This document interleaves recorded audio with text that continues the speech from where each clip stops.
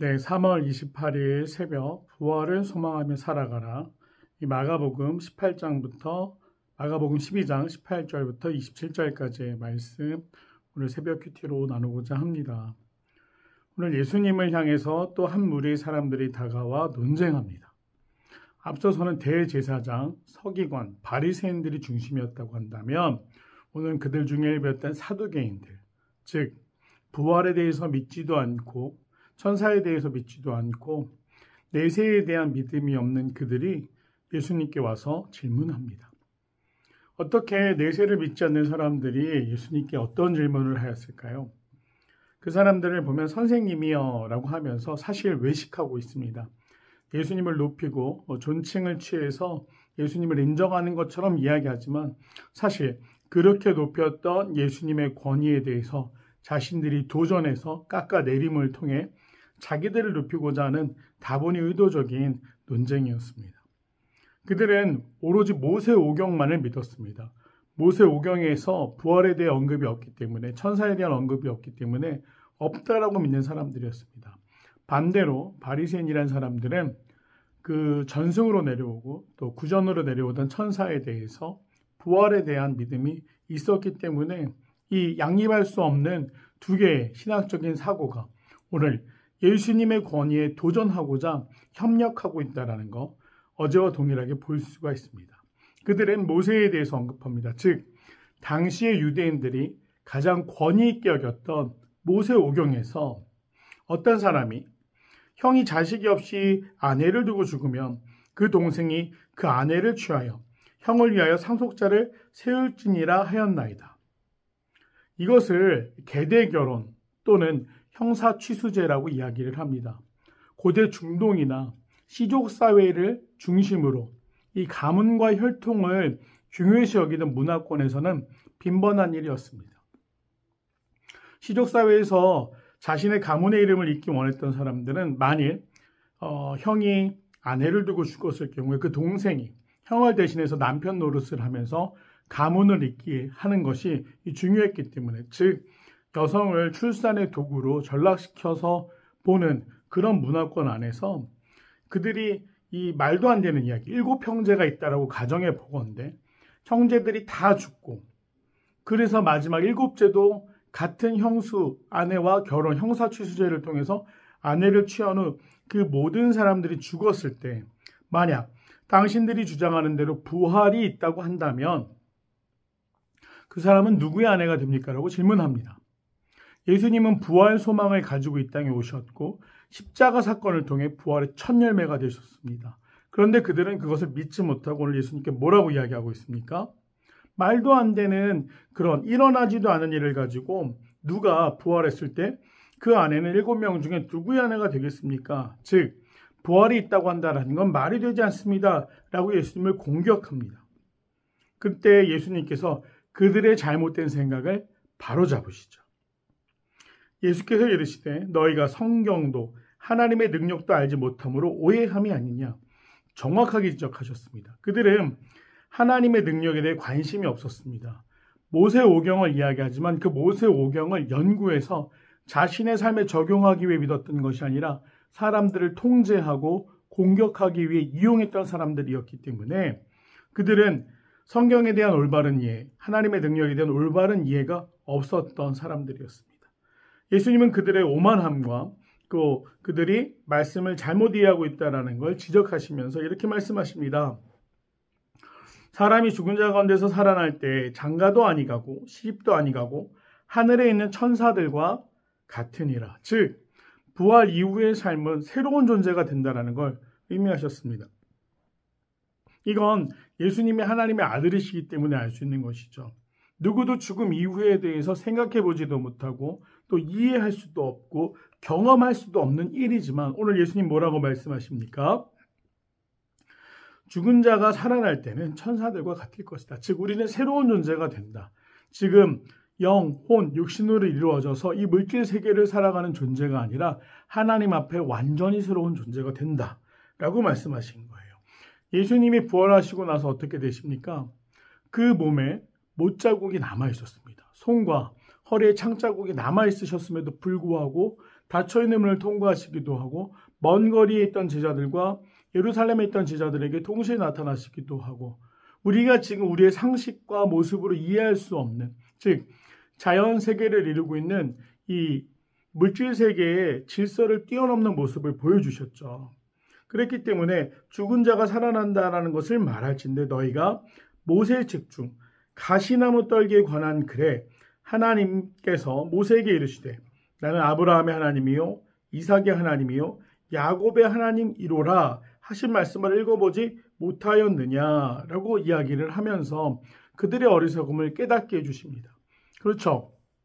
만약 하나님께서 누군가에게 종속된다라고 한다면 아브라함의 하나님이라고 말씀하셨을 땐 그것으로 끝나는 겁니다. 근데 어떻게 됩니까? 그 아들 이삭의 하나님이시다.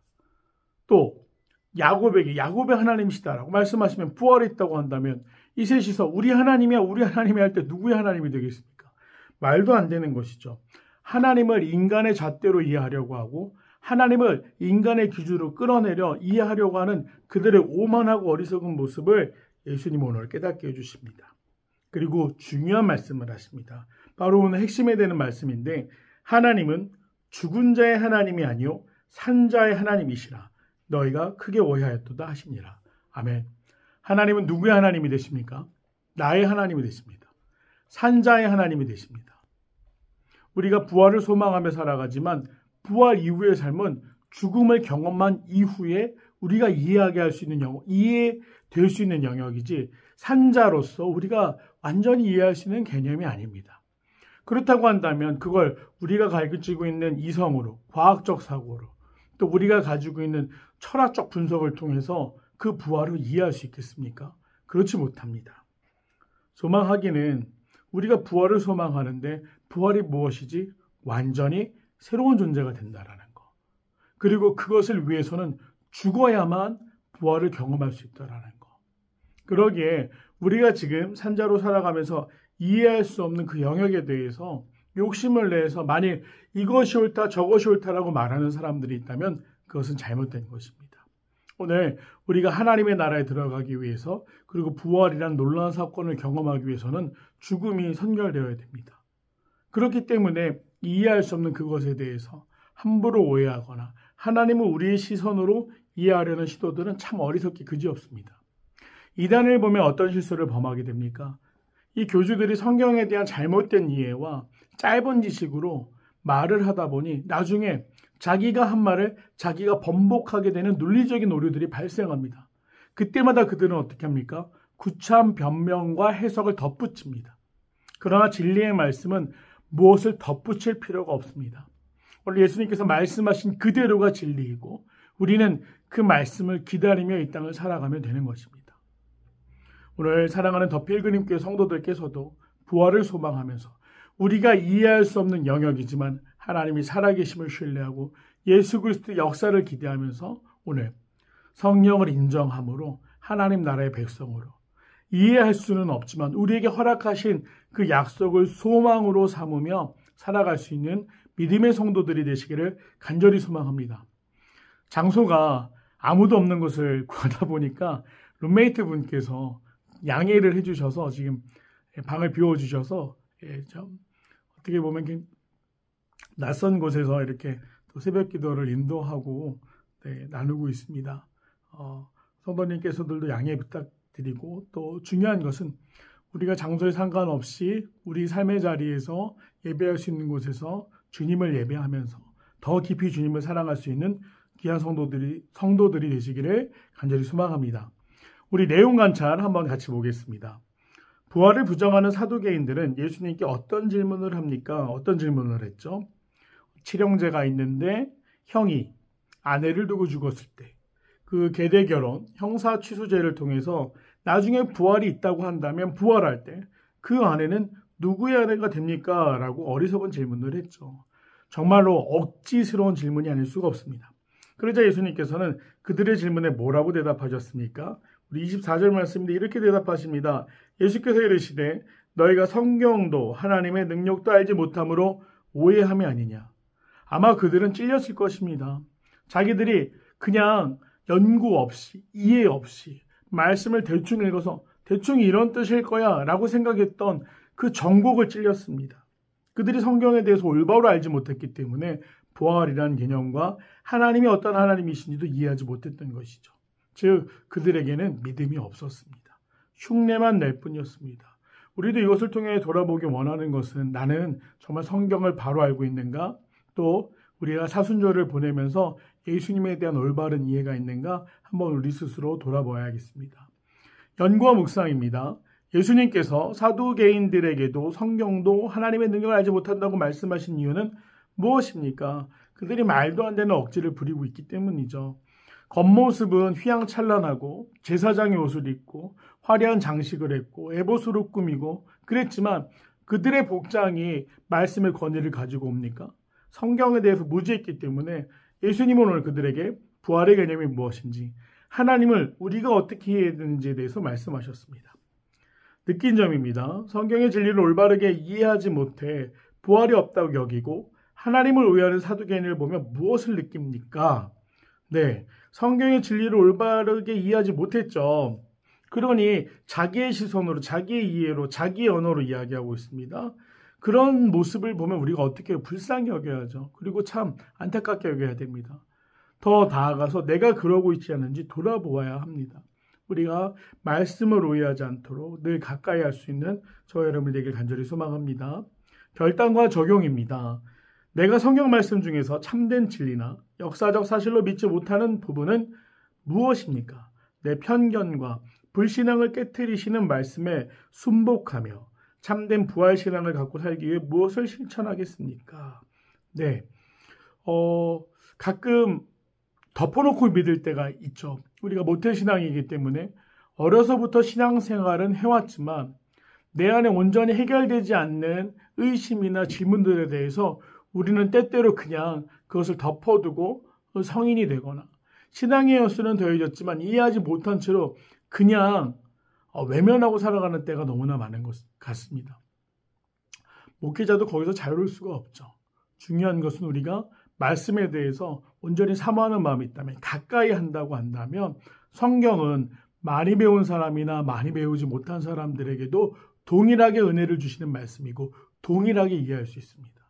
우리가 오해하지 말 것은 성경은 히브리어를 알아야 된다, 헬라어를 알아야 된다, 구약에 대한 역사적인 배경이 필요하다, 신약에 대한 세계관의 이해가 필요하다 착각할 수 있는데 그렇다고 한다면 말씀이 2000년 넘게 어떻게 이렇게 역사할 수 있었겠습니까? 성경은 못 배운 사람들에게나 많이 배운 사람들에게 부자나 가난한 사람이나 어떤 사람이든지 보고 하나님을 이해할 수 있도록 하나님의 섭리 가운데 기록된 책입니다. 우리가 그 성경을 사모함으로 오늘 바리새인들이 그저 넘겨짚고 전통적으로 그냥 막연히 표면적으로 알고 있는 그런 모습이 아니라 정말 말씀을 사모함으로 말씀의 깊은 정수를 경험하고 날마다 삶에서 그 기쁨과 깨달음을 찾아갈 수 있는 귀한 성도들이 되시기를 간절히 소망합니다. 매일 우리 삶 가운데 말씀을 통한 한 가지 깨달음이 있다고 한다면 그것이 얼마나 우리의 영혼을 자유하게 하며 목마른 내 영혼에 생수와 같이 단물을 공급하며 또 양식이 될 수 있겠습니까?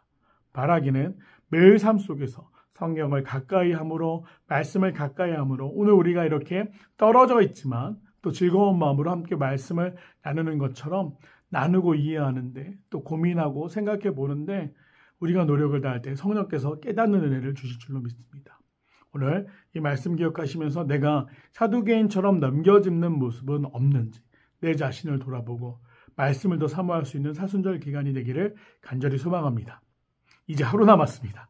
올라가서 뵙도록 하겠습니다. 감사합니다. 할렐루야, 평안한 하루 되십시오.